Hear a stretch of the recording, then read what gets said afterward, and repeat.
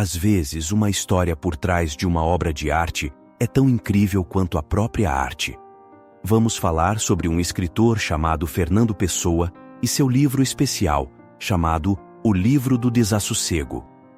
Fernando nasceu em Portugal, na cidade de Lisboa, no ano de 1888. Quando ele era muito pequeno, com apenas 5 anos, ele teve que enfrentar a tristeza porque seu pai ficou doente e depois morreu. 1 ano depois, seu irmão também faleceu. Imagina como ele se sentiu triste naquela época. Depois, sua mãe casou de novo e eles foram morar na África do Sul, longe de Portugal. Fernando levou consigo apenas lembranças de sua infância, como as brincadeiras e histórias que viveu. Quando tinha 17 anos, ele voltou sozinho para Lisboa, onde passou o resto de sua vida escrevendo. Ele amava escrever, mas durante sua vida, quase ninguém conhecia seu trabalho. Ele publicou alguns livros, mas ninguém prestou muita atenção neles. Mas o que é incrível é que Fernando Pessoa tinha uma sensação dentro dele de que um dia seria famoso por suas palavras, mesmo que naquele momento ninguém o conhecesse muito bem. E de uma forma mágica, ele estava certo. Mais tarde, as pessoas descobriram seu talento e agora ele é lembrado como um grande escritor. Após sua morte, a obra de Pessoa, o manuscrito de O Livro do Desassossego, junto com dezenas de milhares de outras páginas de manuscrito que ainda estão sendo editadas até hoje, permaneceu guardada em uma caixa de madeira, desconhecida por todos. Não foi até 1982, 47 anos após a morte de Pessoa, coincidentemente a mesma idade de Pessoa quando ele morreu, que O Livro do Desassossego foi encontrado e publicado. Este livro se tornaria o que é amplamente considerado uma das obras literárias mais únicas e importantes do século XX. Dentro do livro, há uma vida inteira de reflexões e divagações de Pessoa sobre a realidade e o sonho, sobre o tédio e a individualidade, sobre o absurdo de ser e a futilidade de fazer, sobre a complexidade e a simplicidade simultâneas da vida, sobre a contradição e o paradoxo no cerne de tudo. O livro é composto por uma coleção de vinhetas fragmentadas, escritas em um estilo que está em algum lugar entre diário e poesia. Não há uma ordem linear no livro, e pode ser argumentado que ele pode ser experimentado tanto de trás para frente, quanto de frente para trás. Ainda mais interessante, Pessoa não reivindica ser o autor de nada disso.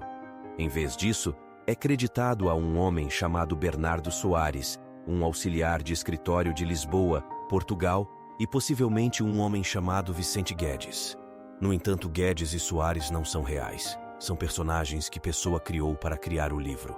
Encontrados ao longo da vasta coleção de todas as páginas de manuscrito de Pessoa, estão vários pseudônimos, autores fictícios a quem ele acredita diferentes páginas e coleções.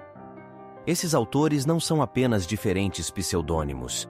São personagens diferentes, com estilos de escrita, personalidades, pontos de vista e histórias diferentes. Pessoa se referia a esses personagens, autores como heterônimos, e ele escreveu sobre cerca de 80 deles ao longo de sua vida. Portanto, O Livro do Desassossego não é exatamente um livro de não-ficção de um autor anônimo, mas também não é realmente um romance sobre um personagem ou história fictícia. Está em algum lugar entre os dois. Por causa disso, muitas vezes é descrito como a autobiografia mais estranha já escrita.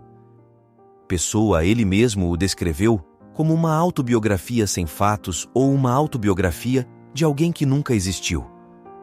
A estrutura e o estilo únicos do livro são, de muitas maneiras, uma perna de apoio essencial dos temas do livro. O uso de heterônimos parece reforçar um tema filosófico fundamental ao longo da obra, a natureza fragmentada e ilusória do eu. Com uma precisão incrível e poesia que parece catártica de ler, ao longo do livro, Pessoa frequentemente descreve a alienação inerente, a desorientação e a solidão associadas a ser uma pessoa. Ele escreveu: "Não sei como sentir ou pensar ou amar. Sou um personagem em um romance ainda não escrito, pairando no ar e desfeito antes mesmo de ter existido, entre os sonhos de alguém que nunca conseguiu dar vida a mim. Estou sempre pensando, sempre sentindo, mas meus pensamentos carecem de razão, minhas emoções carecem de sentimento. Estou caindo por uma porta de armadilha, por um espaço infinito, em uma queda vazia sem direção.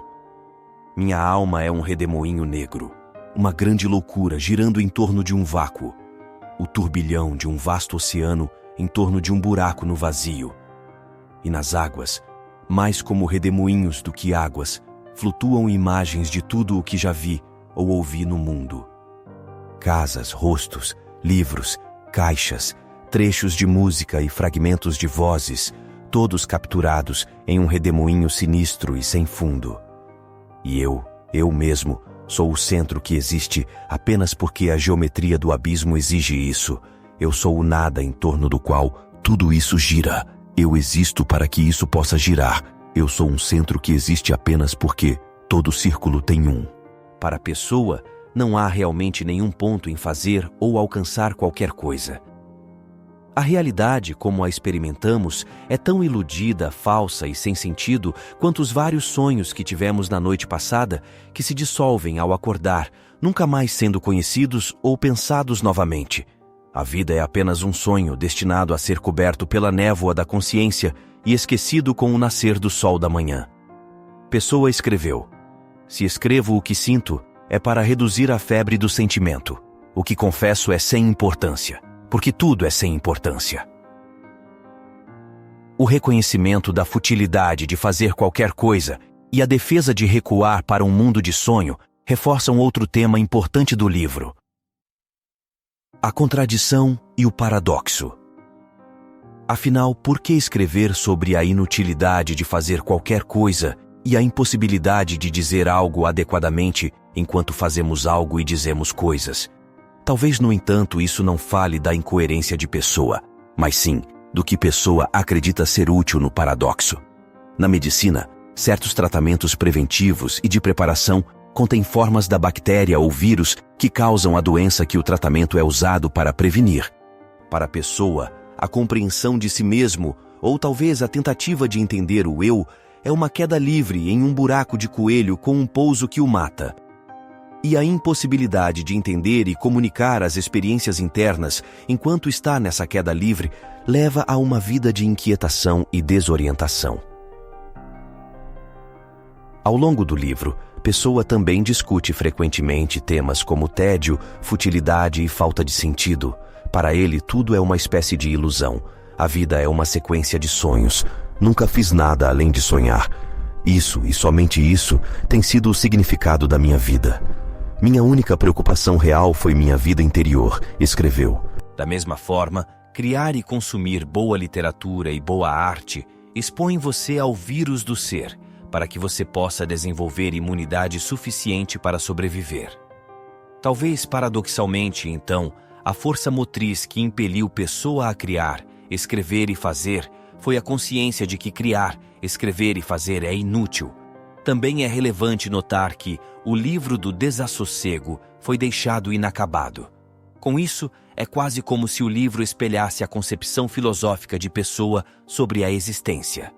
Preso em uma mala, conhecido apenas verdadeiramente após a morte de Pessoa, quando ele não poderia mais ser alterado por ele, interpretado apenas através de uma coleção fragmentada de vinhetas, escrito por alguém que nunca existiu, finalizado pelo tempo, não pela intenção.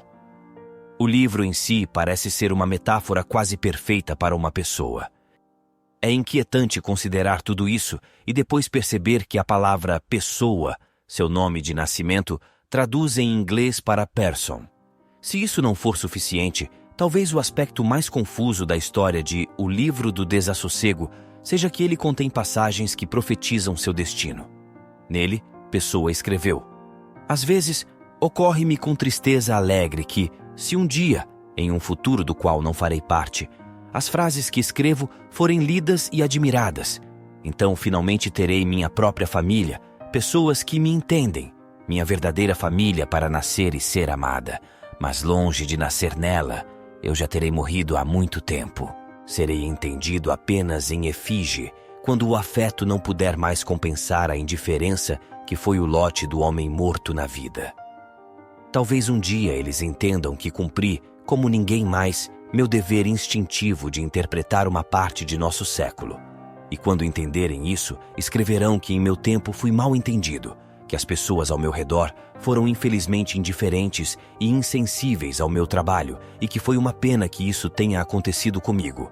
E quem escrever isso não entenderá meu equivalente literário naquele futuro tempo, assim como meus contemporâneos não me entendem, porque os homens aprendem apenas o que seria útil para seus bisavós. A maneira certa de viver é algo que só podemos ensinar a os mortos. E é claro, tudo isso se tornou realidade. Está acontecendo agora com estas palavras. Estamos atualmente participando da fortuna de pessoa predita por ele mesmo há um século. Só podemos imaginar se isso foi um plano habilmente construído por uma mente criativa genial. Foi uma coincidência? Foi ambos? Ou foi algo mais? Seja qual for o caso, a história de O Livro do Desassossego parece ter se tornado quase parte de sua criação artística. Ela evoca uma qualidade quase mística e espiritual. Parece um livro religioso para ateus, um manual para nihilistas. Pode e provavelmente vai devastar a maioria daqueles que o lerem, mas também ajudará a confortar e lembrar a pessoa de não se levar ou a vida muito a sério.